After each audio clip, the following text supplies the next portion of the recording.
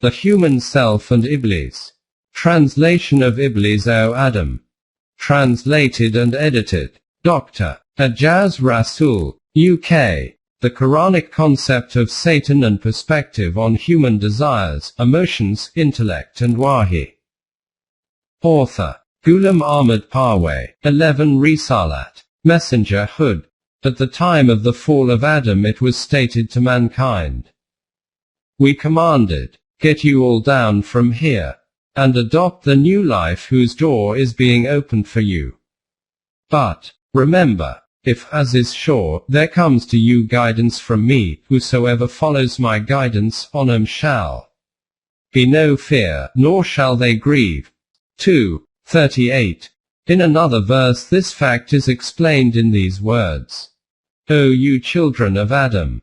Whenever there come to you messengers from amongst you, rehearsing my signs unto you, those who are righteous and mend their lives, on him shall be no fear nor shall they grieve. 7:35. 11.1 Communication of the message. From this it is evident that the divine guidance which was promised to mankind was to be communicated through messengers of Allah. Hence, divine guidance is only that which is presented by a Rasul, messenger of Allah. A Rasul is only called a Rasul because he communicates the messages of Allah. Noah told his people, I but fulfill towards you the duties of my Rabb's mission. Sincere is my advice to you, and I know from Allah something that you know not. 7:62. This was the same as that which was communicated by Hud, Saleh and Shoaib.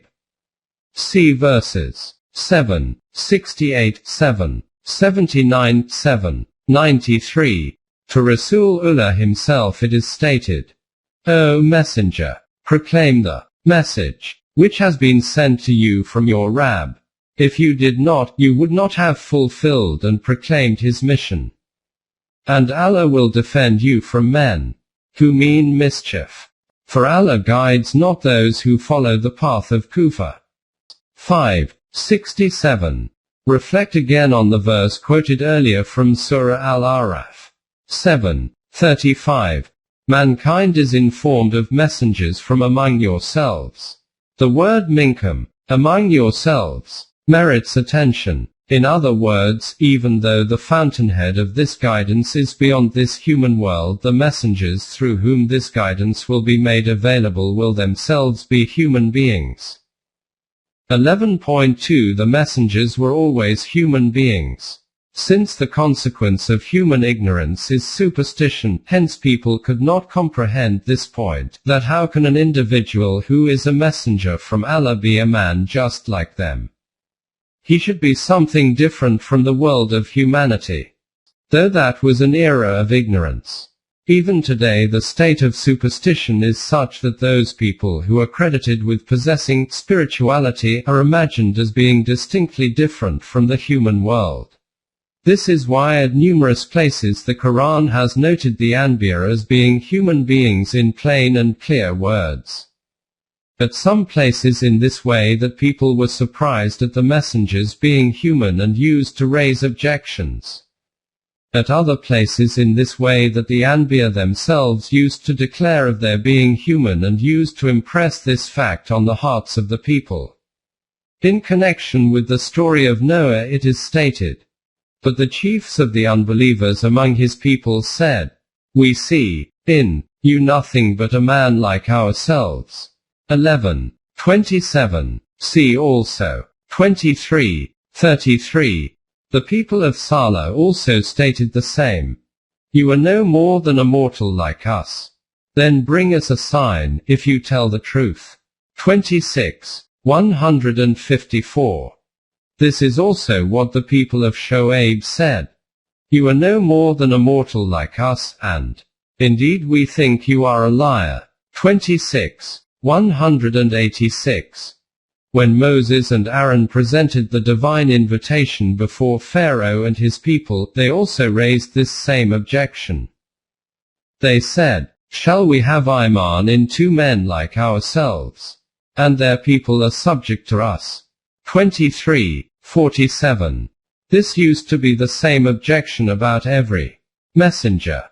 That was because there came to them messengers with clear signs, but they said, "Shall mere human beings direct us?" So they rejected the message and turned away. But Allah can do without them, and Allah is free of all needs, worthy of all hamd.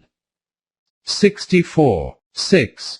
In Surah Ibrahim this aspect has been explained in more detail. After mentioning the people of Noah, Ad and Thamud, it is stated, their messengers said, "Is there a doubt about Allah, the creator of the heavens and the earth?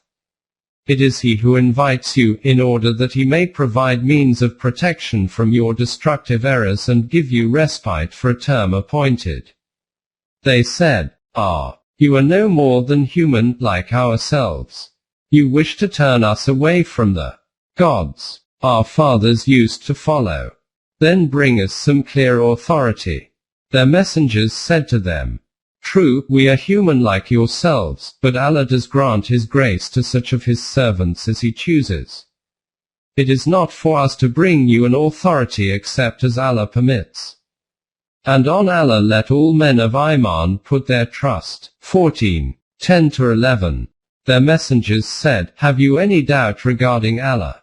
That Allah who created the heavens and earth, He is inviting you so that He can provide the means of protection from the destructive forces for you and give you definite respite for a certain time period for the prosperities and pleasantries of life." On this, the nations said, "What are you other than a man like us? And then you wish to forbid us from following those gods that our forefathers used to obey till now? Well then, if that is the case, present some clear rationale for this." In reply, their messengers said to them, "Yes, we are nothing other than human beings like yourselves. But Allah chooses for His balanced assignment and bounty whichever human being He wishes. And this matter is not within our jurisdiction that we may bring some sign to show you, other than that it be within the command of Allah. And it is Allah alone on whom those who have Iman place their trust." This was the same objection regarding Rasulullah himself. And they say, "What sort of a messenger is this, who eats food and walks through the streets like ordinary people? Why has not an angel been sent down to him to give admonition with him?" 25:7. In reply to this it was proclaimed, "And the messengers whom we sent before you were all men, who ate food and walked through the streets." 25:20. At another place it is stated, "We did send messengers before you, and appointed for them wives and children." 13:38. The people were surprised that how can wahi be sent to a man from among them? Is it a matter of wonderment to men that we have sent our wahi to a man from among themselves, that he should warn mankind of the danger, and give the good news to Momineen that they have before their Rabb the lofty rank of truth?" 10:2. To whatever increased extent their surprise was, Rasulullah used to declare his being human with equal intensity and persistence. "Say, I am but a man like yourselves. But wahi has come to me, that your Ilah is one Allah." 18:110. See also 41:6. Then this fact was also clarified that all the messengers were men. "And before you also the messengers we sent were but men to whom we granted wahi. If you, O rejectors of truth, realize this not, ask of those who possess the message, i.e., Jews and Christians." 16:43. See also 12:109-21. 7. O Messenger of Islam, however many were the number of messengers we sent before you, we sent them as men like you. We used to send wahi on them. It was never the case that angels from heaven or that goddesses descended. So, O rejectors of haqq, If you yourselves do not know this, then go and inquire of those people who have knowledge and understanding of the divine books, i.e. that the messengers of the Jews and Christians used to be men. 11.3 Why did it happen like this? Allah had the power so that radiant Malaika could have descended from the heavens before the eyes of the people and could have broadcasted the words of Wahi amidst the habitations and tribes, and nations and parties. But with such a supernatural technique of communication, the aim of righteous guidance and direction for human beings would have died. We have seen earlier that human choice and intent is man's biggest asset, and his power of intellect and consciousness is a great distinction of his. Through this pattern of communicating the message, man would have been compelled, willingly or unwillingly, to accept the guidance through fear and harassment, in which there would have been no role of his choice and intent, nor any use of intellect and reasoning. And in this way there would have been no difference remaining between human beings and the other things of the universe which are following fixed laws devoid of consciousness and choice, leaving aside the messengers as being superhuman. In view of this aim, it was not acceptable to the divine will that even the angel which brings the message should be brought before the people in a visible form. They say, "Why is not an angel sent down to him, so that we can see with our own eyes?" 6:8. In the next verse after this it is mentioned that, "Just suppose if it had become necessary that the angel should appear in a visible form. Even then Allah would have sent him in the shape of an ordinary human being, so that virtue and guidance would not become imposed on the human mind as a result of a supernatural manifestation. If we had made it an angel, we should have sent him as a man, and we should certainly have caused them confusion in a matter, because they would have again objected to their human form, which they have already covered with confusion." 6:9.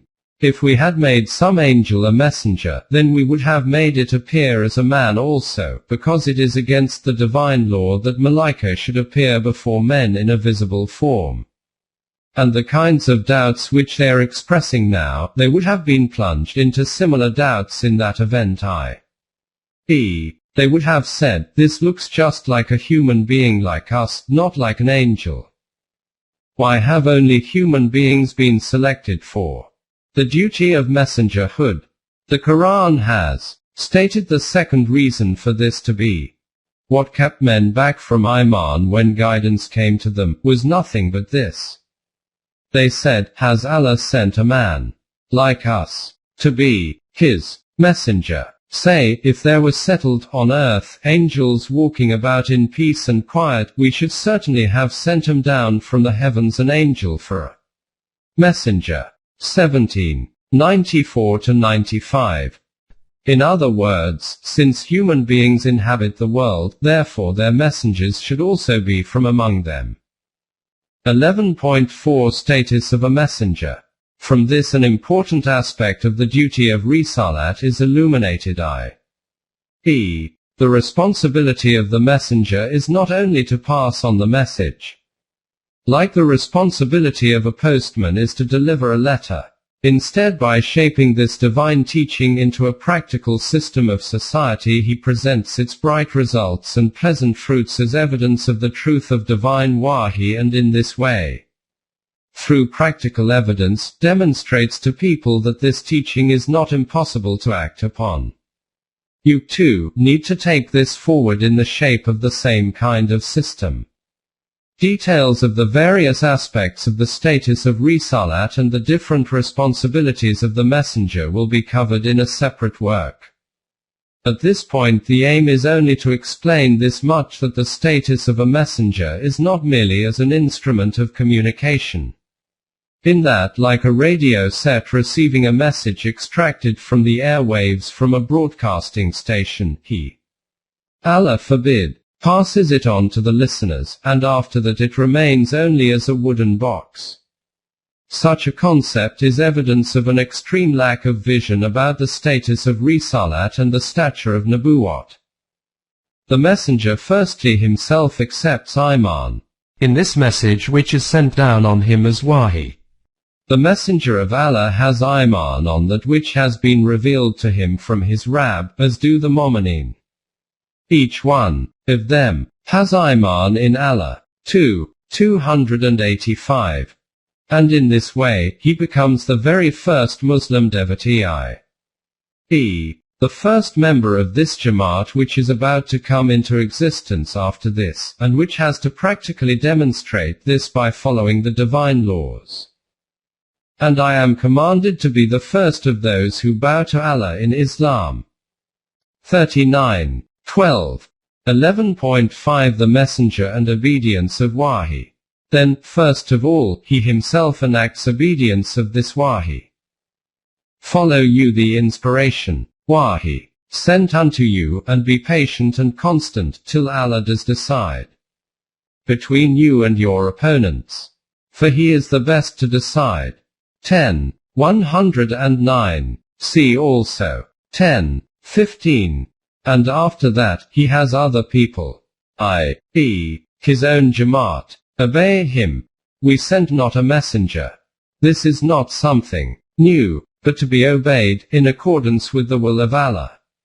His laws. 4. 64. 11.6 Obedience of the Messenger.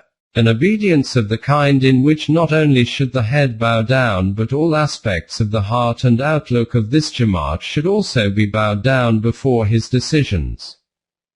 But no, your Rabb is a witness on this that they can have no real Iman until they make you judge in all disputes between them and not only this but find in their selves no resistance against your decisions, but accept them with the fullest conviction of their hearts and minds.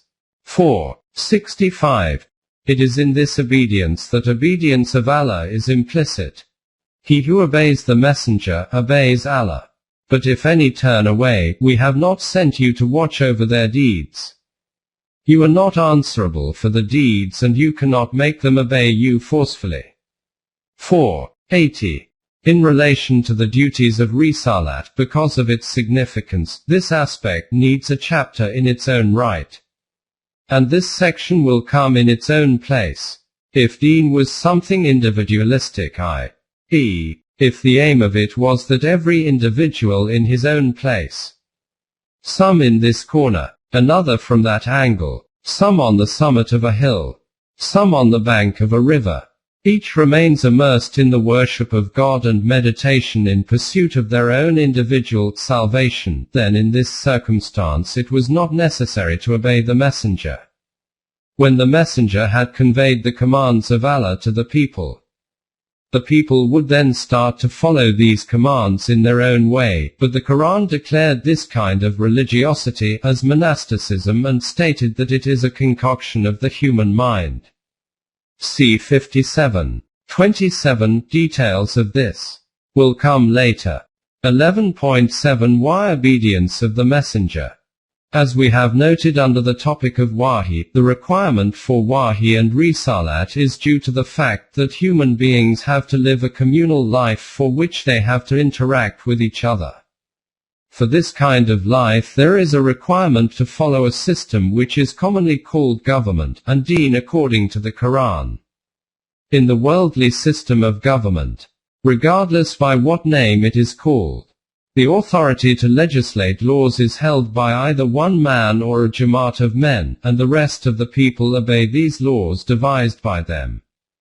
Contrary to this, in the system of government whose flag-bearers are the Anbiya, no human being has the authority to formulate its principal laws. In this the principal code of laws is received from Allah. In the light of these principal laws, according to the circumstances of his time, the messenger devises sub-clauses following consultations with his Jamaat and implements these laws as the system of government. This system is called the system of government of Allah, i.e., that system in which the essence of the law is the Wahi of Allah. The messenger is the foremost center of this system of government. This is why obedience of him, which is in reality obedience of Allah's laws, is essential. We sent aforetime our messengers with clear signs and sent down with them the book, code of laws, and the balance of right and wrong, that men may stand forth in justice. And we sent down iron, in which is material for mighty war, as well as many benefits for mankind, that Allah may test who it is that will help unseen, him, his deen, and his messengers. For Allah is full of strength, exalted in might, and able to enforce his will. 57:25. It is obvious that no system of the world can remain established until the time that its central authority is not obeyed. This is why in the system of divine rule obedience of the messenger is imperative. But this obedience is not obedience of the being of the messenger himself. The messenger has no authority whatsoever for obedience of his own self. It is not possible that a man, to whom is given the book, and wisdom, and the office of Nubuwwat, should say to people, "Be you my followers rather than of Allah." On the contrary, he would say, "Be you followers of him who is truly the sustainer of all. For you are providing knowledge of the book of Allah, and you remain engaged in teaching it and studying it earnestly." 3:79. The messenger invites to the obedience of this code of laws which is bestowed on him from the direction of Allah. Hence obedience of the messenger is, in reality, obedience of Allah. He who obeys the messenger, obeys Allah. But if any turn away, we have not sent you to watch over their conduct. 4:80. For this purpose the messenger shapes a social order in which, through suitable teaching and training of the members of society, their latent potentials become accomplished by achieving development. And when a correct balance and proportion is created in these potentials, then because of this that dissonance is also eliminated which is produced within man as a consequence of different and opposing abilities due to imbalance. And also that conflict which appears between different people by the clash of mutual interests. The duty of the messenger is the creation of the best members of society by this kind of education and training. A similar favor have you already received, in that we have sent among you a messenger of your own, rehearsing to you our signs, divine laws, and purifying you, arranging for the development of your latent potentials, and instructing you in scripture and wisdom, and in new knowledge. 2:151. Since the accomplishment of the eminence of humanity is dependent on this system, hence Allah has called it his special blessing. And the reality is that if the eyes of the human heart are open, then he would see, what greater blessing than this could there be on mankind.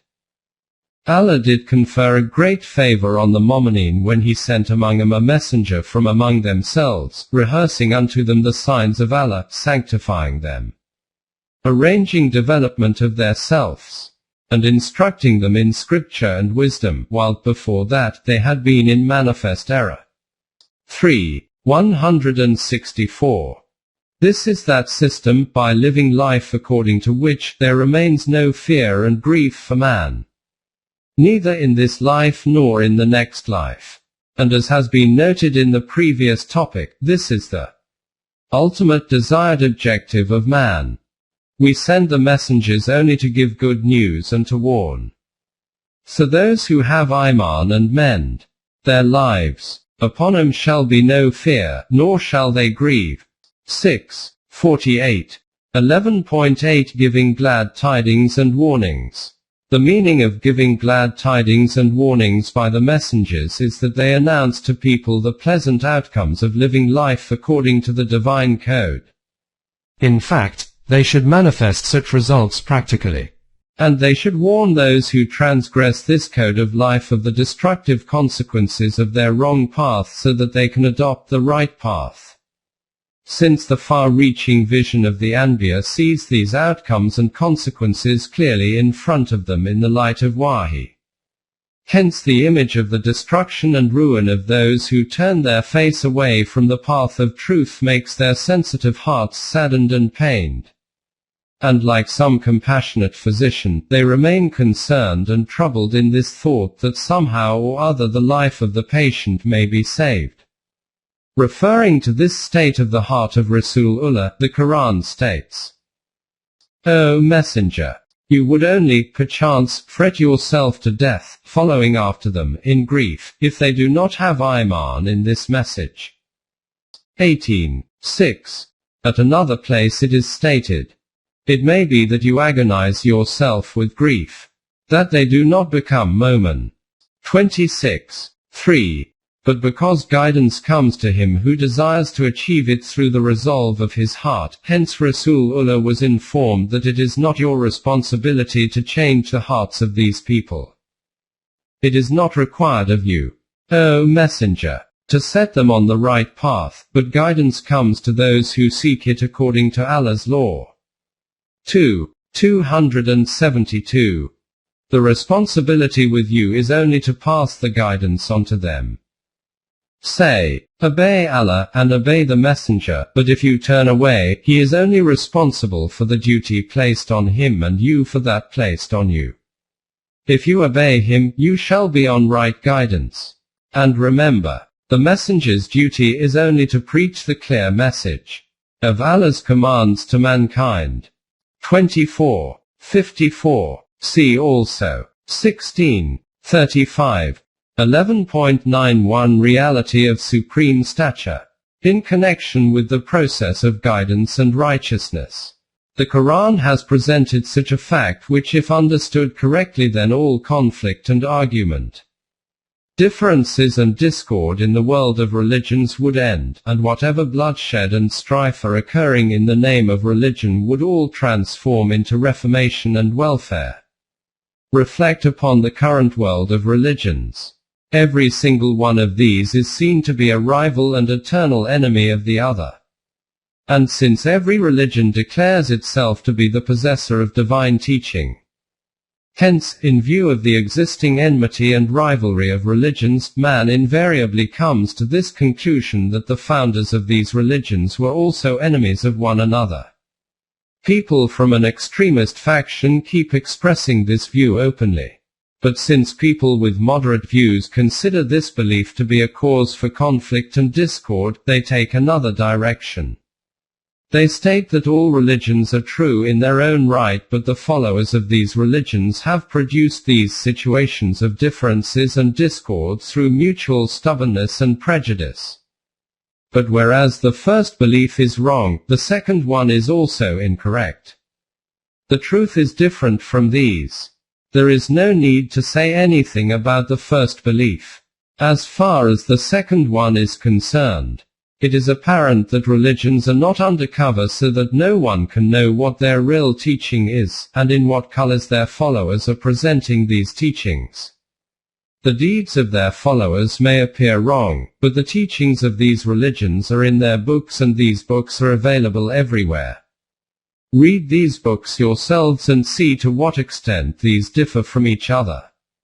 Hence, based on mutual respect and harmony or the influence of sentiments, to assert that all religions are equally true but that their followers are presenting their teaching in an incorrect fashion, is to shut your eyes to a glaring fact. Rather, it is a deception.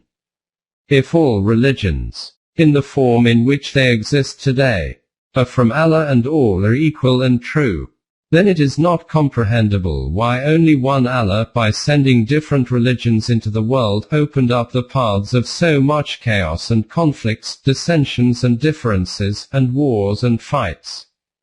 Countless causes and consequences continue to exist in the world for mutual differences between humans. And the foremost duty of religion is deemed to be that by eliminating these differences it will create unity and harmony between humans. But when all true and equal religions become the biggest source of mutual dissension and conflict, then its reason cannot be comprehended. 11.10 Are all religions true? Some people, alarmed by this dilemma, and realizing this fact that contradictions exist in the books of different religions, devised this solution to achieve peace and harmony. To collect in one place the good things from the books of these religions, and for this collection of virtues to be declared as the common religion of mankind. Consequently, this is that same sentiment which has been appearing throughout different eras in the garb of different veils. Sometimes in the shape of Akbar's Dini Ilahi, sometimes in the form of Brahmo Samaj. Forms may be different, but the spirit remains the same in every case. It is obvious that the basis of this motive is on this assumption that whatever the number of religious books there are in the world, there are good things in them as well as wrong ones. By collecting the good narratives in one place, the bad narratives should be left out. The meaning of this belief then is as if today there is no such religious book under the heavens which, being declared as being purely from Allah, its teaching could be made the religious curriculum. In other words, on the one hand it is our claim that Allah has taken responsibility for the guidance and direction of mankind. He had told the children of Adam that by following whatever guidance comes from him, it will lead to success and prosperity. And on the other hand, the situation in reality is as if Allah did not make any such arrangement that for the guidance of mankind there should exist among them such a book which can be adopted as the code of life. And now hapless man is compelled to resort to this option that wherever he finds good narratives, by collecting these he can devise a syllabus of life for himself. And then what is the criterion for good narratives? The scales defined by human intellect. And we have seen in the topic on Wahi what the condition is of the human intellect. And if instead you say that the criterion for good and evil is not the human intellect but is the holy books of these religions, then this chaos will increase further as a result. For those who acknowledge the existing Torah to be a divine book, a tooth for a tooth and an eye for an eye is absolutely virtuous. Contrary to this, for those who accept biblical teaching as divine teaching, it is a virtue to turn the other cheek after being slapped on one cheek. You heard that it was said, eye for an eye and tooth for tooth. However, I say to you, do not resist him that is wicked. But whoever slaps you on your right cheek, turn the other also to him. And if a person wants to go to court with you and get possession of your inner garments, let your outer garments also go to him. And if someone under authority imprison you into service for a mile, go with him 2 miles. Matthew chapter 5, 38-41. Moving forward from this, it is written, you heard that it was said, you must love your neighbor and hate your enemy. However, I say to you, continue to love your enemies and pray for those persecuting you, that you may prove yourselves sons of your Father who is in heavens, since he makes his sun rise upon wicked people and good and makes it rain upon righteous people and unrighteous. Matthew chapter 5, 43-46. You heard that it was said, in the Torah, that same Torah which is itself part of the Bible. Here it is just presented as an example. Otherwise, if you study the assumed divine books of different religions, then this reality will become clear to you how many differences in principle there are in their teachings. And this is because, other than the Quran, there is not one such book among them about which it could be stated with definitiveness and certainty that it is precisely and accurately the same as that which was given to his followers by the recipient of this book. What the historical status is of these books and what kind of teaching is to be found in them is a subject in its own right which has been written about in detail in another book. At this moment in time bear in mind only this, that such contradictory and inconsistent teaching is found within these books from which no avenue can open for mutual compatibility and harmony. Hence, this belief is fundamentally wrong that the teaching of the books of these different religions should be declared as the criterion for good and evil. In this situation the same deed will be declared to be good according to one book and evil according to another book. Even though we have seen under the previous topic that there is only one reality, and wherever and whenever it has been unveiled it has always been in one form only. You will have perceived that whatever paths the human mind has sought as the solution to this problem, none of these paths is satisfactory. 11.11 The correct path of conduct. Now let us see what the Quran says about this. Though the correct place for this discussion is under the topic of Islam. See my book What is Islam? Therefore, leaving aside lengthy details, at this juncture a summary of points will suffice. The Quran tells us that 1. Since the time that the need arose in human beings for divine light, Allah continued the process of providing guidance and direction, and sent messengers to every people. Verily we have sent you in truth, as a bearer of glad tidings, and as a warner. And there never was a people without a warner having lived among them in the past. 35:24. See also 10:47, 36. This process continued without any break. Then sent we our messengers in succession. Every time there came to a people their messenger, they accused him of falsehood. So we made them follow each other in punishment as per our law of requital. We made him as a tale that is told. So away with a people that will not have Iman in our laws. 23:44. Through these Anbiya in every time and to every nation in different places and to different peoples, the messages of Allah kept reaching.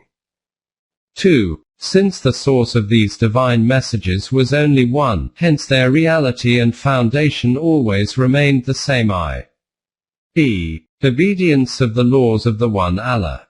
To consider the rule of anyone other than him as not legitimate, and in this way, by accepting the sovereignty of one Allah, for the whole of creation to become and live as one community.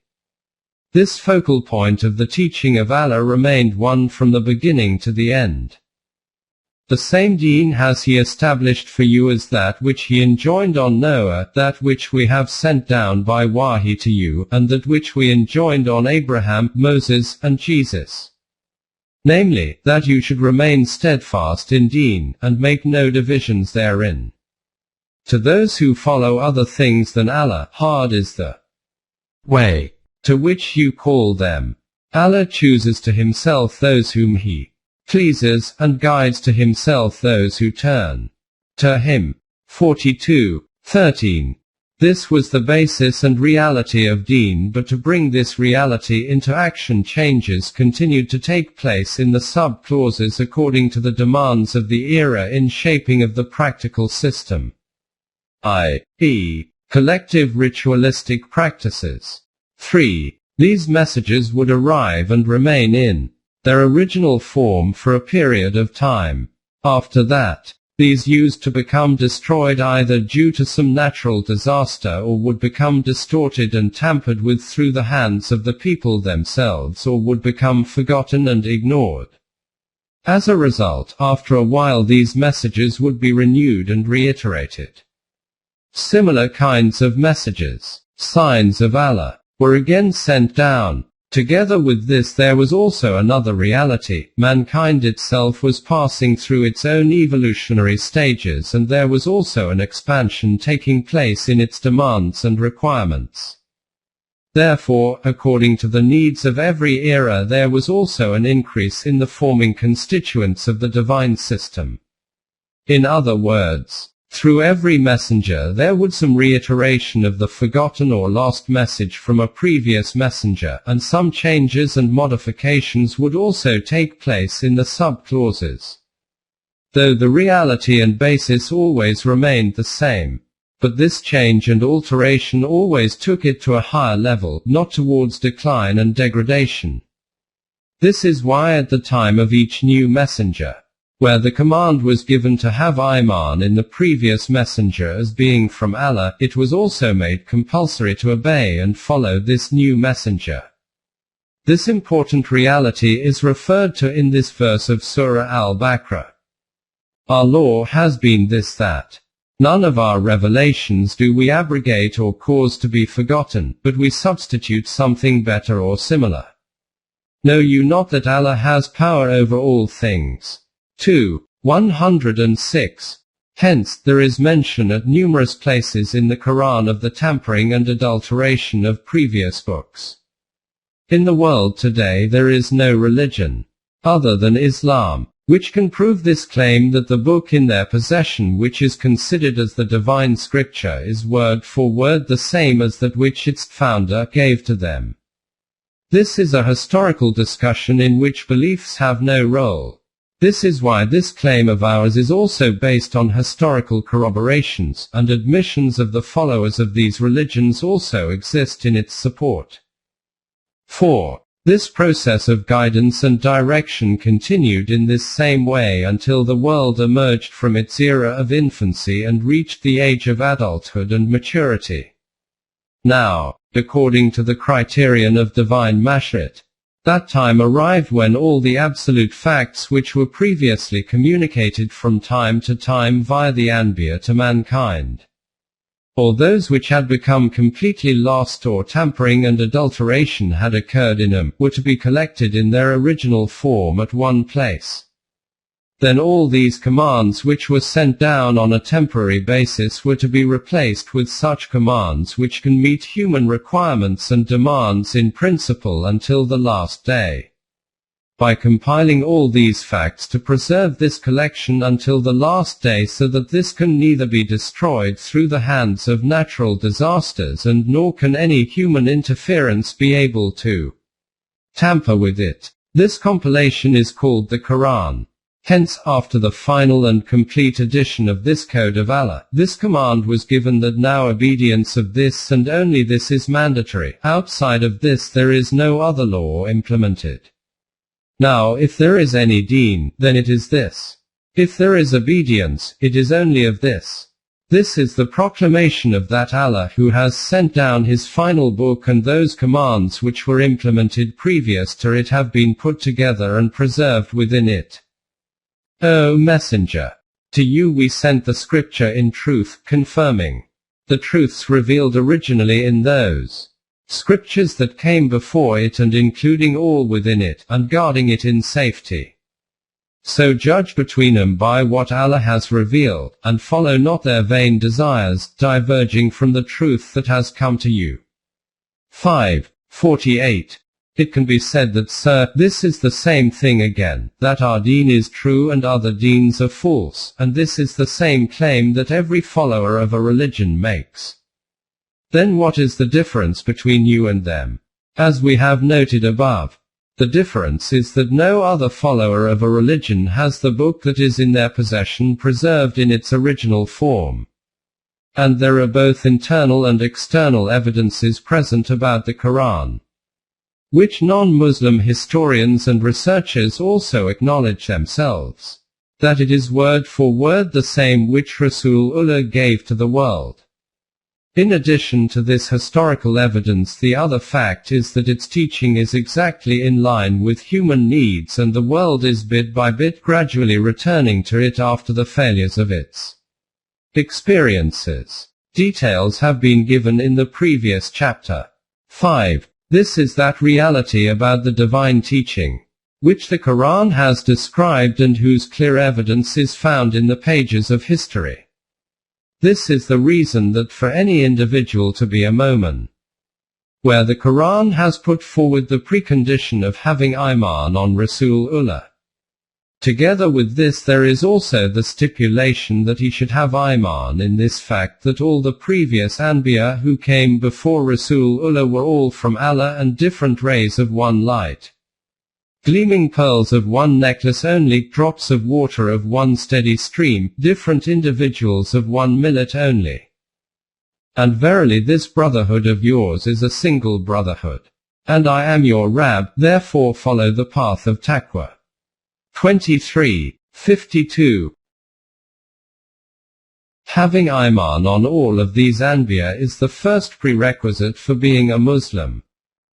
Say you, We have Iman in Allah, and the revelation given to us, and to Abraham, Ishmael, Isaac, Jacob, and the tribes, and that given to Moses and Jesus, and that given to all Anbiya from their Rabb. We make no difference between one and another of them.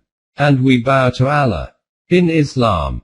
So if they have Iman as you have Iman, they are indeed on the right path. But if they turn back, it is they who are in schism. But Allah will suffice you as against them, and He is the all-hearing, the all-knowing. 2. 136 to 137. Such an Iman that no distinction is to be made about any one among them. To have Iman about each one of them that they were truthful messengers of Allah in their own times. 2. 285. Making a distinction among them is kufr. 4. 150. 6. But along with strictly forbidding from making any distinction between the messengers, it was also stated that from among these messengers some have a greater responsibility than others, i.e., with respect to their scope of preaching. 2. 253, 17. 55. In other words, with regard to the status of Risalat, there cannot be any kind of differentiation between any of these Anbiya. They were all messengers of Allah. But in their sphere of teaching and with respect to their domain of influence and implementation, some had a higher degree of responsibility than others. As we will see in later pages, some messengers were sent to a tribe. Their task was only its reformation. Hence the sphere of their message used to be limited to that tribe only. Others would be sent to a very large nation, and by confronting very great rebellious forces they used to declare haq as haq and battle as battle. And in this way there was a difference in their level of responsibility with respect to their sphere of teaching and education. According to this criterion, it is obvious that the messenger whose messengerhood is for the whole of mankind instead of being for a specific country or specific nation, specific Jamaat or specific group, and whose message is above and beyond the limitations and boundaries of time and space and is declared to be the code for human life until the Day of Judgment. How much the level of responsibility of this messenger will be higher than the other Anbiya, this was Muhammad. Peace be upon him, the last messenger of Allah, about whom it is stated, "Say, O men, I am sent unto you all, as the messenger of Allah, to whom belongs the dominion of the heavens and the earth.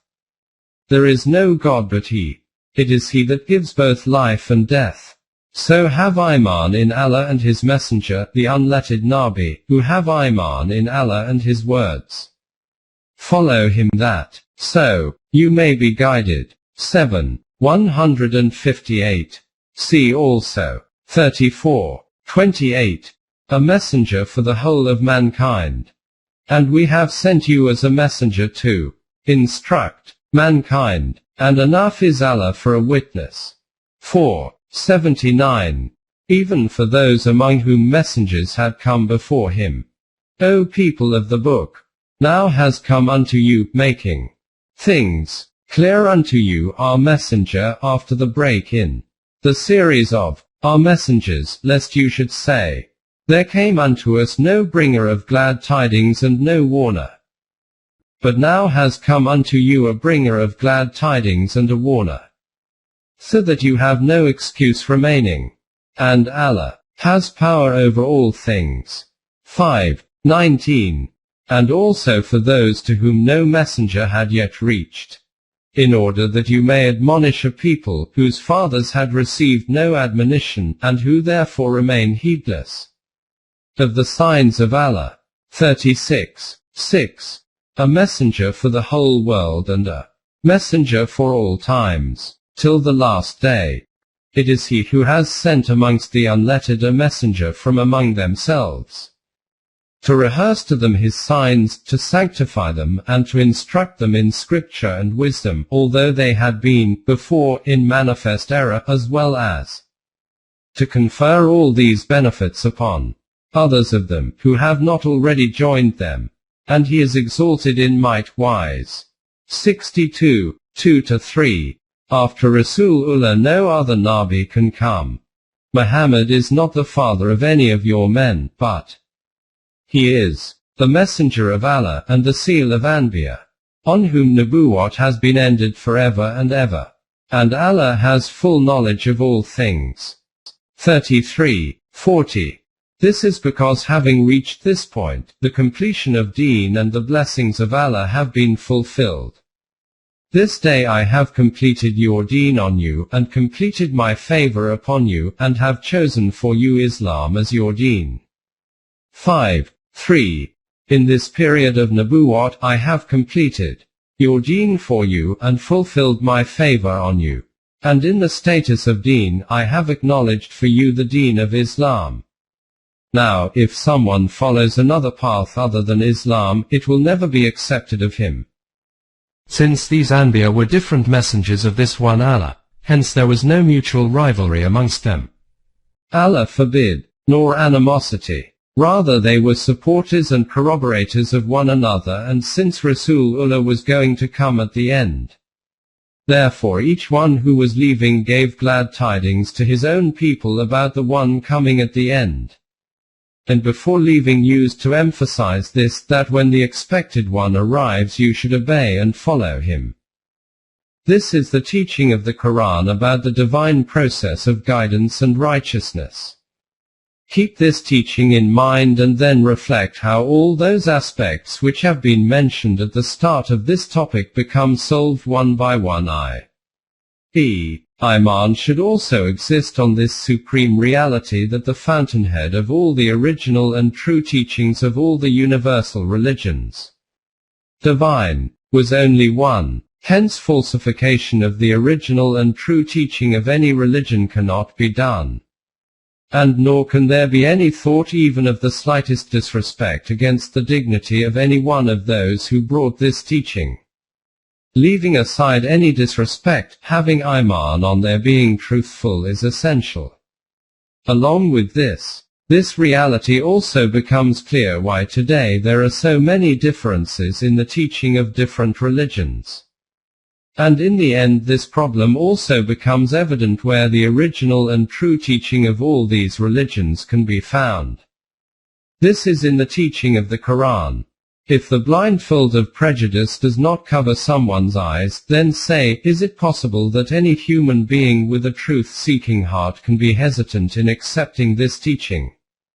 But for this it is necessary to study the teaching of the Quran with an empty mind, and this is the difficult thing. The day that this degree of vastness of the heart and breadth of vision is created in a human being, then on that day these difficulties will come to an end. This issue has been clarified further in the last chapter, review of the book. Cast an eye on this also. 11.12 Another important reality. Before moving forward, another important fact should also be observed. We have just seen that the Quran has explained this fact, that the Anbiya kept appearing in every inhabitation, every town, every country from the direction of Allah. And together with this, that some of them are mentioned in the Quran, while there is no mention of the remainder. Of some messengers we have already told you the story. Of others we have not, and to Moses Allah spoke direct, in the way that it should be done. 164. See also 78. But those messengers whose illustrious account is given in the Quran are all related to the Semitic people, or we can remark that they are messengers of the people inhabiting Arabia and its environs. There is no mention in the Quran of the messengers of the rest of the nations and peoples of the world. Why is this so? In order to arrive at this truth, it is necessary to keep one case in front of us. Whatever the number of branches of the human sciences may be, these can be divided into three important categories. 1. Science of nature. 2. History. 3. Knowledge of the self. The proper place for the details of the degree to which the Quran has placed emphasis on the significance of these sciences will be given in the topic of Quran, which will come at its own place. at this point in time. This much should be understood, that the Quran has not accorded history merely with the status of the reporting of events, but has instead declared it necessary to study it philosophically. And this is that philosophy of history which has now gained so much importance in human political and social life. The description that it gives of the Anbiya and their peoples is not merely from the point of view of a history of days and events. Instead, it has outlined particular outcomes from the lessons and morals from it. 11.13 Significance of the Days of Allah. The Quran has described what was the kind of reception that the invitation of the Anbiya received, how those who accepted it did so, and how those who falsified it did so. Then it informed us what kind of pleasant and life-giving results were established by this Iman and righteous conduct of those who accepted it, and how the transgression and disobedience of the falsifiers pushed them towards a hell of destruction and annihilation. After informing us of these events, the Quran states that these were not merely chance events which happened at random, rather their manifestation was according to Allah's laws, which is called Sunnatullah. And having impressed this evidence-based fact on the mind, it directed all aspects of thought and vision towards this focal point, that whereas all this has been taking place in days gone by according to Sunnatullah, the immutable laws of Allah, even now that same Sunnatullah is ongoing and continuing, in which you will not find any kind of change or alteration.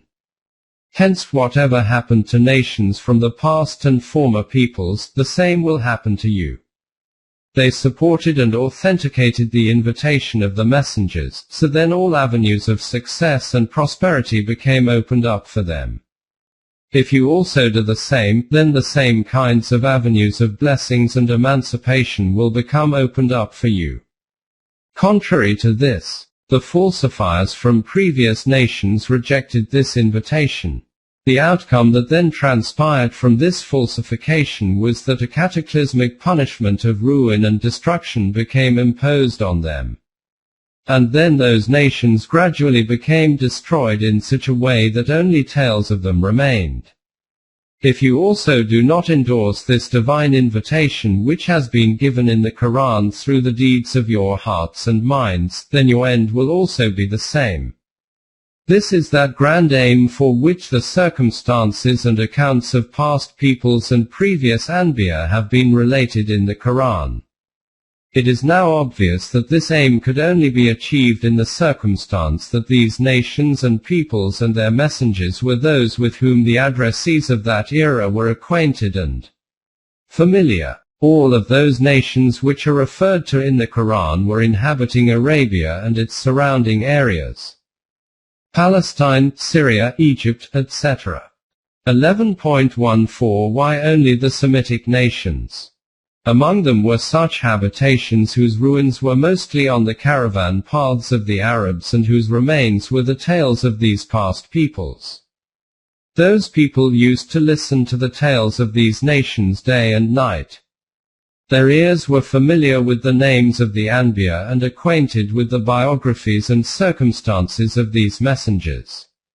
For this reason, when their attention used to be drawn towards the real aim by narrating the circumstances and tales of these past nations, they did not feel any strangeness in these stories or their outcomes, in view of the fact that one aspect of this warning and lesson was already in front of them. It only remained that they should be informed as to why the plight of these nations became such, and that if you also do the same, then your condition will also become the same. So it is clear that for this aim the events of these nations and Anbiya should be presented to them with which they were already acquainted. Or if they were unaware of certain details, then at least they were not unfamiliar with the names. If the Quran had mentioned such nations or such reformers with whose names the Arabs were not even familiar with, they would have stared at the narrator wondering which people is he talking about.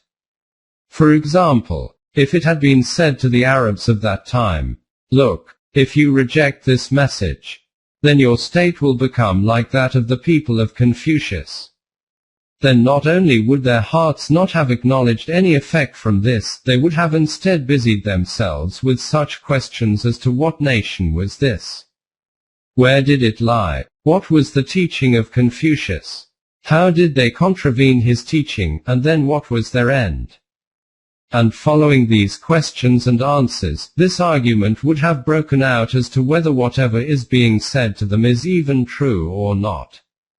The upshot would have been that the real aim would have faded from their vision and the whole time would have been consumed by this new dialogue and argument. The Quran was no book of history that it needed to mention all the nations and peoples. By avoiding these kinds of arguments, it adopted that straight path whose result became clearly manifested.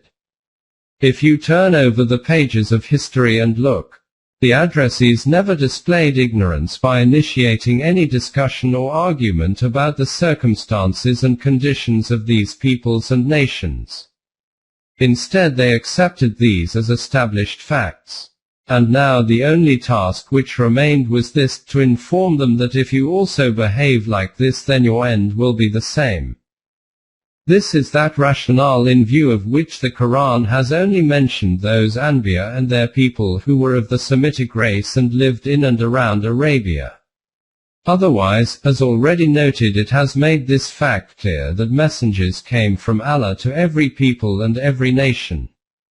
As far as Iman on them is concerned, its meaning today is only that we should acknowledge that in their own times they came with the true message from Allah, which did not remain in its original shape, and today the true teaching of all of them is preserved within the folds of the Quran, which is a code of life for mankind until the day of judgment.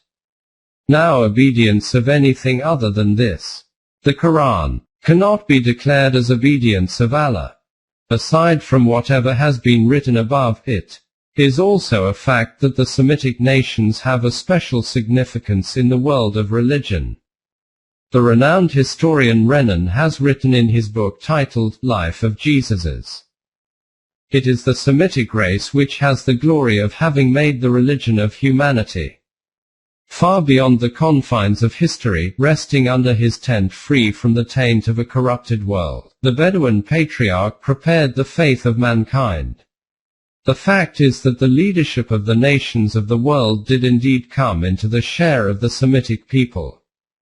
These historical discoveries are still in their infancy. Let these progress further, then the status of the Semitic nations will become further clarified. 11.15 The rightful stature of the messenger. Furthermore, the Quran also cleared up another big misunderstanding in this respect, which is the most dangerous abyss of human misdirection and going astray. Take any nation of the world, their fervor for reverence raised the status of the founders of their religion from that of a human being to the stature of divinity.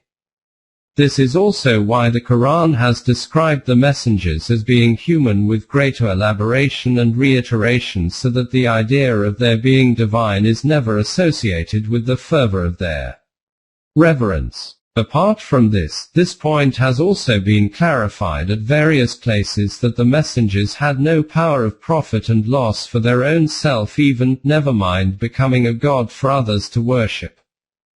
Say, I have no power over any good or harm to myself except as Allah wills, as per His law. If I had knowledge of the unseen, I should have multiplied all good, and no evil should have touched me. I am but a warner and a bringer of glad tidings to those who have. Iman 7, 188. See also 10:49.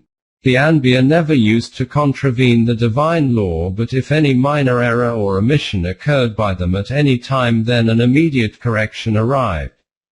For example, when in the Battle of Tabuk Rasulullah gave some people permission for exemption from participation, then Wahi descended regarding this.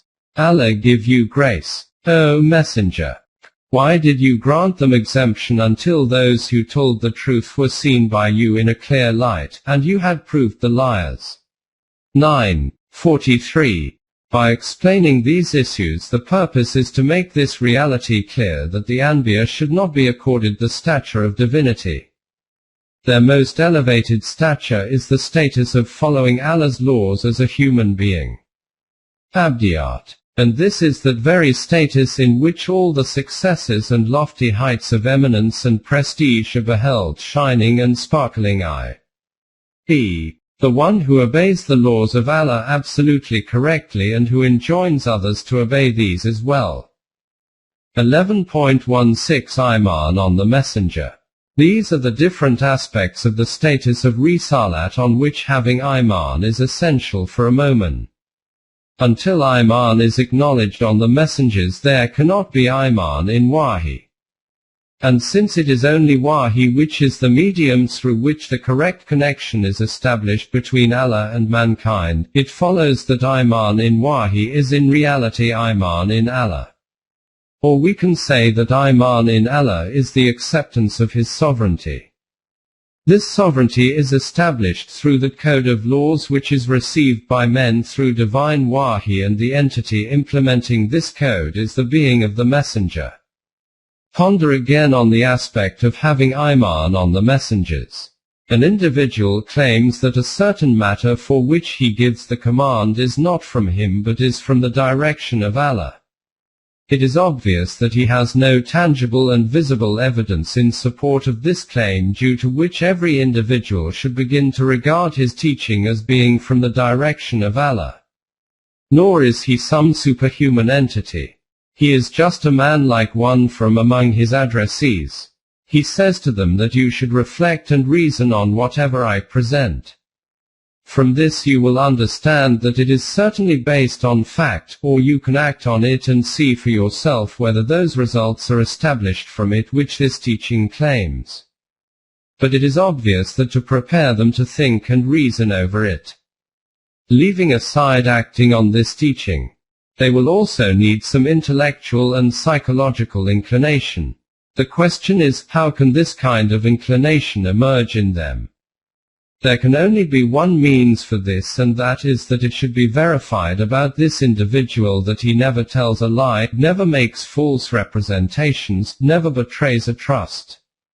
Therefore, when Rasulullah was questioned, what is the evidence for this that you are a messenger from Allah, what did Rasulullah say in reply? Only this, that I have not come from anywhere outside, I have spent my life here amongst you. What? Can you not assess from this whether I am truthful or, Allah forbid, a liar? Details have been given in the previous topic. It is a fact that a whole lifetime before this have I tarried amongst you. Will you not then understand? 10.16. 11.17 The messenger does not demand a reward for Risalat. And then the great thing is this, that a Nabi never demands any remuneration or reward for the communication of Risalat. Its reward is with their Allah, because the messenger brings with him a grand revolutionary program, and its reward is the success of this program.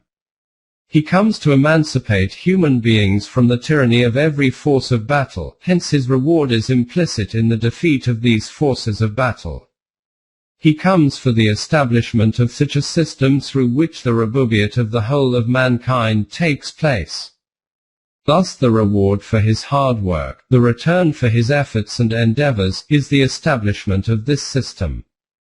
If the flag-bearer of a revolution becomes desirous of a reward, then this is self-interest, not revolution. This fact has been explained in these words. No reward do I ask of you for it, for the dissemination of Allah's commands. My reward is only from the Rabb of the worlds. 26.109. This is why those people who have Iman in his Risalat are not doing some kind of favor. Just like when a patient who, putting his trust in the expertise of some physician who is not desirous of any remuneration for treatment, makes use of his prescribed remedy, this is not a favor on the physician, rather this is a favor of the physician on the patient. They impress on you as a favor that they have embraced Islam. Say, count not your Islam as a favor upon me. Nay, Allah has conferred a favor upon you that He has guided you to Iman, if you be true and sincere. 49:17. This is the reason that the Anbiya are a sign of rahmat for humanity. O Messenger, we sent you not but as a rahmat for the worlds. 21:107. But only those who accept Iman in the Risalat of the Messenger can be beneficiaries of this rahmat. And is a rahmat for those of you who have Iman. 9:61. Just as only that land can benefit from the rain-bearing cloud which opens its heart to this rahmat and creates the capacity within it to absorb and accept it. In the same way the Risalat of the Messenger, divine laws, becomes the cause for success and prosperity for only those who obey these laws. See how the Quran, by citing the example of rain, has explained this great fact in a way that is appealing and attractive to the heart. Among His signs is this, that He sends the winds, as heralds of glad tidings, giving you a taste of His rahmat, mercy, that the ships may sail majestically by His command, His laws, and that you may seek of His bounty, in order that you may be grateful. 30:46. The next verse states, We did indeed send before you messengers to their respective peoples, and they came to them with clear signs. Then, to those who transgressed, we meted out retribution. And it was due from us to aid those who are mu'mineen. 30:47. Then after that there is mention of rain and winds carrying the life-giving tidings. It is Allah who sends the winds, and they raise the clouds. Then does He spread them in the sky as He wills, and break them into fragments, until you see rain drops issue from the midst thereof. Then when He has made them reach such of His servants as He wills, behold, they do rejoice. Even though, before they received the rain, just before this, they were dumb with despair. Then contemplate, O man, closing parenthesis, the memorials of Allah's mercy, how He gives life to the earth after its death. Verily the same will give life to the men who are dead. For He has power over all things. And if we but send a wind from which they see their tilth turn yellow, ripen, behold, they become ungrateful. Kafir 30:48-51. In my other books a glowing narration of these same fragrance-laden winds and water-bearing clouds of these blessings of Allah will be a cause for joy for the heart and vision, due to which the garden of humanity of these happy souls blossomed. But the land which is barren remained the same. To the unjust it causes nothing but loss after loss. 17:82. 11.18 Rasul and Nabi. In the Quran the word Rasul and also the word Nabi has appeared for the messengers of Allah. The meaning of Rasul is a messenger, and the meaning of Nabi is that person who is standing at an elevated place. It is generally said that a Rasul is he who receives the book from Allah, and a Nabi is he who comes without a book. But this division is one created by human beings themselves. There is no authority to be found for this in the Quran. Contrary to this, it is evident from the Quran that Risalat and Nubuwat are two designations for one status only and are two sides of one and the same coin. Nubuwat means to receive wahi from the direction of Allah, and the meaning of Risalat is to communicate this wahi to others. It is obvious that wahi is only received for this purpose, that it can be passed on to other people in order that human society can be established in accordance with it. It follows that Nubuwat is meaningless without Risalat, and without Nubuwat, Risalat cannot even be conceived of. As to the one who does not receive wahi from Allah, what is he going to pass on to the people? By explaining Risalat together with Nubuwat, the Quran has revealed a great fact. It has stated that Nubuwat is not some individual experience whose connection is solely with the self of some particular individual. This individual is selected for the receipt of wahi so that he can pass this wahi of Allah on to others. Therefore, looking at it from this aspect, after Nubuwwat the actual duty of the messenger is Risalat. Risalat is a position of great responsibility. This is where all those life-consuming and patience-testing stages begin which, in the words of the Quran, break the back of the messenger. 94. 3. Taking this message of his, the Rasul goes to this society of his where every particle of it opposes this message. He has to produce that revolution in this society which is the purpose of his wahi. Hence, the meaning of Nubuwwat is to receive the code of life from the direction of Allah, and the meaning of Risalat is to produce a revolution according to this code of life.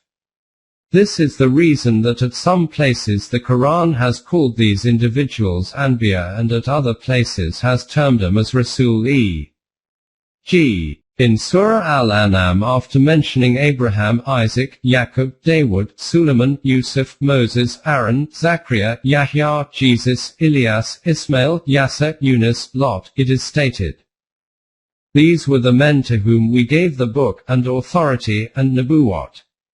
If these, the descendants, reject them, behold, we shall entrust their charge to a new people who reject them not." 6. 89. See also 29, 27, 45, 16, 57, 26. Among these messengers there are some whose book the Quran has not mentioned separately, but the clear declaration of the Quran exists that they were given both the book and Nubuwwat. Then see also that the Anbiya are called Rasul at some places and as Nabi at other places. About Abraham, it is in the Quran itself that both he and Moses were given scriptures. All these matters are also present in the scriptures of Abraham and Moses. 87. 19. Furthermore, Abraham was called a Nabi. Also, mention in the book, the story of Abraham. He was a man of truth, a Nabi. 19. 41. Jesus was bestowed with the Bible, but he himself declared that I have been appointed as a Nabi by Allah.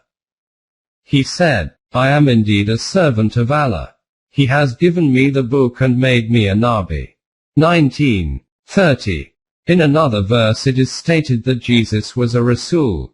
That they said, we killed Jesus the son of Maryam, the messenger of Allah, but they killed him not, nor crucified him, but so it was made to appear to them. 4. 157. In contrast to them, it is stated about Ismail, whose book is not mentioned separately, that he was a Rasul and a Nabi. Also mention in the book, the story of Ismail. He was strictly true to what he promised, and he was a Rasul and a Nabi. 19. 54.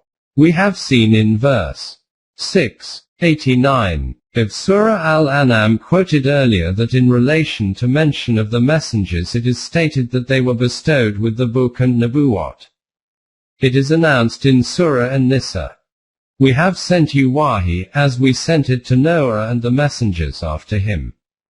We sent inspiration to Abraham, Ismail, Isaac, Yaqub and the tribes, to Jesus, Ayub, Yusuf, Yunus, Aaron, and Suleiman, and to Dawood we gave the Psalms. Of some messengers we have already told you the story.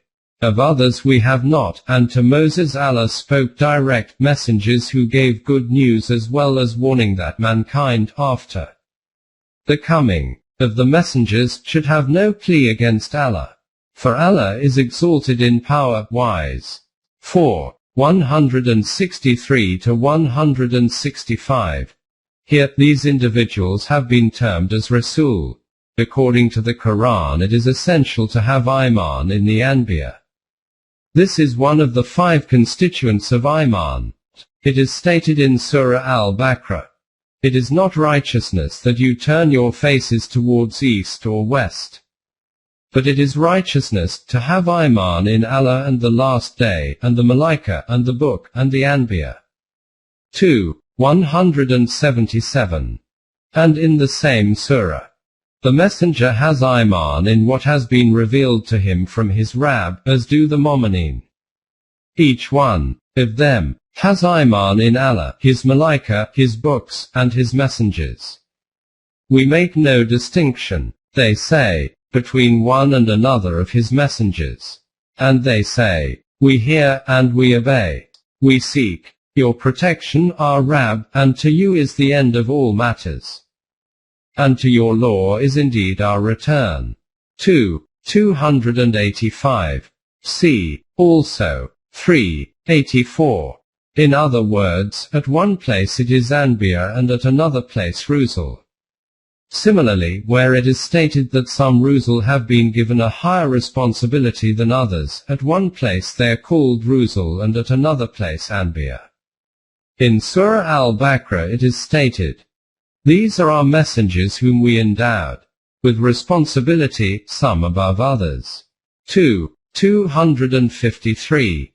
And in Surah Bani Israel it is stated, we did bestow on some Anbiya more responsibility than on others. And we gave to Dawood the Psalms. 17:55. Rasulullah himself is addressed as Rasul in some places. O Messenger, proclaim the message which has been sent to you from your Rabb. 5:67. And at other places with the title of Nabi e.g.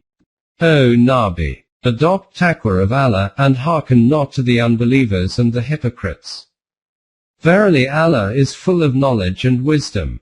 33:1. And at other places as Rasul and Nabi together, as comprehensive titles. Those who follow the messenger, the unlettered Nabi. 7:157. See also 7:158. From these explanations it is clear that according to the Quran, Rasul and Nabi are two aspects of the same reality, there is no difference between them. The concept of a difference between a holder of a book and not being a holder of a book is a concoction of the human mind. A Nabi or Rasul simply cannot come without a book. If a messenger has no message, then what will he come for? The message of the Rasul is called his book. This is why the Quran has unveiled this reality in absolutely clear and unambiguous words, that a book was sent down with every Rasul. We sent aforetime our messengers with clear signs and sent down with them the book. 57:25. And in the same way a book was sent down with every single Nabi. Mankind was one single nation, in order to live as one community. And Allah sent Anbiya with glad tidings and warnings. And with them, Ma'am, He sent the book in truth, to judge between people in matters wherein they differed. Make decisions as per the divine law. 213. In this verse the word Ma'am, with all of them, merits attention. No Rasul and no Nabi came without a book, hence a Nabi or Rasul without a book is an absolutely non-Quranic concept. And the differentiation between Shariat and non-Shariat is ignorance of this fact, as has been noted earlier. Wahi used to be sent down on every Rasul, or Nabi, from the direction of Allah. This Wahi was his book, and that same book was his code of Shariat. No Nabi and Rasul can come without a book, and since Deen has become complete within the Quran and the Quran exists in its original form in the world, there is no need now for another book. And since there is no need for another book, hence no Nabi can now come. This is the meaning of the finality of the Anbiya. The process of Nubuwwat ended with Rasulullah. No one can now receive Wahi. Whatever Allah wished to bestow through Wahi, all has reached via the Quran. And the Quran has been made to be preserved until the last day. Allah has taken the responsibility for its protection. And as far as the establishment of a society according to the Quran is concerned, which is the aim of Wahi, the responsibility for this has been assigned to that Ummah which is declared to be the heir of this book. Both together are called the system of Allah, i.e., that system which the Ummah of Muhammad establishes in accordance with the Quran. With the existence of such a system, the world will need neither any Nabi nor a Rasul. And that is the deen, right and balanced. 98. 5. We will now need to examine where this process of Anbiya commenced and to where it reached after passing through which stages. This is related to the history of Risalat which is noted within the pages of Ma'arif al-Quran. 11.19 Summary of the chapter. Allah had promised mankind that guidance will be provided from Him for the direction. This divine guidance continued to be received through the Anbiya. Their responsibility was to pass on the message of Allah to the people. All of these messengers were human beings, not supernatural entities. The responsibility of these messengers was not just the duty to pass on the message but was also to shape this message in a practical form. And in this way was to prove that the system to which they were inviting them was not impossible or unable to be implemented. First of all, the Rasul himself used to obey this wahi which he used to receive from the direction of Allah. Through this obedience of wahi he used to establish a system, the foundation of which was on the affirmation of the sovereignty of Allah. He used to be the foremost center of this system himself, hence it was essential for the obedience of this system that this center should be obeyed. Hence, the obedience of Allah had to essentially be through the obedience of the Rasul. But obedience of the Rasul was not obedience of his being. This was in reality obedience of Allah, since the Rasul himself used to obey the book of Allah. Like a compassionate physician, the Rasul always used to remain troubled that the people should be saved from the hell of ruin and destruction. But his responsibility was the duty to pass on the message, it was not within his remit to cause the guidance to enter the hearts. Now let us come to another reality. Today we will generally find two types of people. Firstly, those who state that their religion is true while the rest of all the founders of other religions are, Allah forbid, false. At the other extreme, the second group claims that no, all religions of the world are completely true and equal.